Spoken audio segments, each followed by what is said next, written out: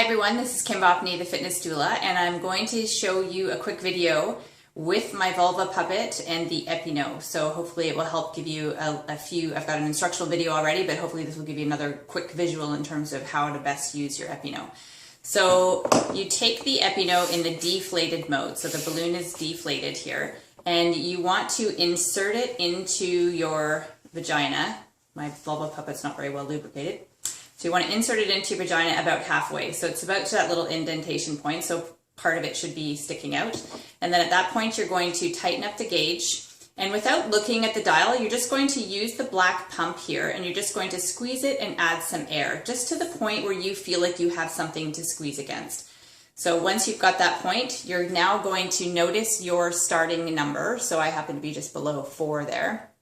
And now, as I perform my pelvic floor contractions, so again, in my other video where I talked about the pelvic floor contractions, you may be using one of the maybe jellyfish or blueberry or what have you. So there's sort of a coming together and drawing inwards. And what you want to see is on the gauge, ideally you see your needle moving up. And then as you inhale, you want to let that tension come back down to your starting point. And then you're going to exhale and you're going to contract. And then you're going to inhale and you're going to let it go. And you want to build up your endurance a little bit as well. So you want to be able to contract and then hold it, say at that 6 mark or whatever number you get to. You want to hold it for say 3 or 5 seconds while you're continuing to breathe. And then you want to inhale and you want to let it come back down to where you start. So in preparation for pregnancy, the letting go part is really, really key, because if you're not able to let go of the tension in your pelvic floor, your babe is going to meet that resistance when it's trying to navigate its way through your pelvis and out into the world. So you ultimately need to be able to relax and yield against any discomfort that you feel and have the ability to let go of any tension. So the pelvic floor training with the EPI-NO can start at any point in your pregnancy, whether you're 15 weeks or 32 weeks. So you can start it at any point, and you're going to do this for 10 minutes a day. So you're going to contract. You're going to hold it there for say 3 or 5 seconds, continuing to breathe, and then you're going to take an inhalation and you're going to let it go, making sure that you can let that go back down to where you started. The numbers on the gauge are simply there as a reference from a starting point and an end point.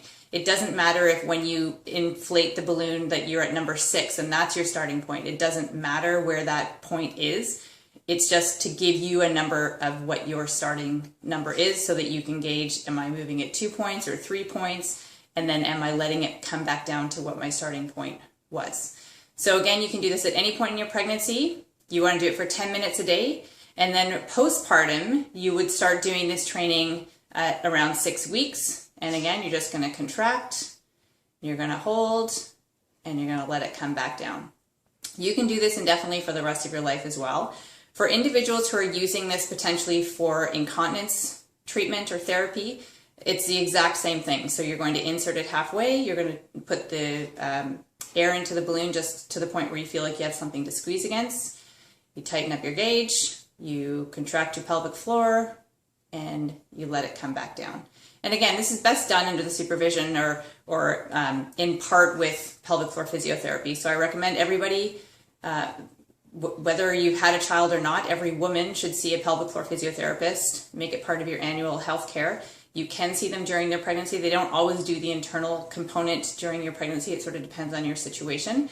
But make it part of your health care during your pregnancy and again in your postpartum period. So a lot of pelvic floor physiotherapists are familiar with the EPI-NO as well.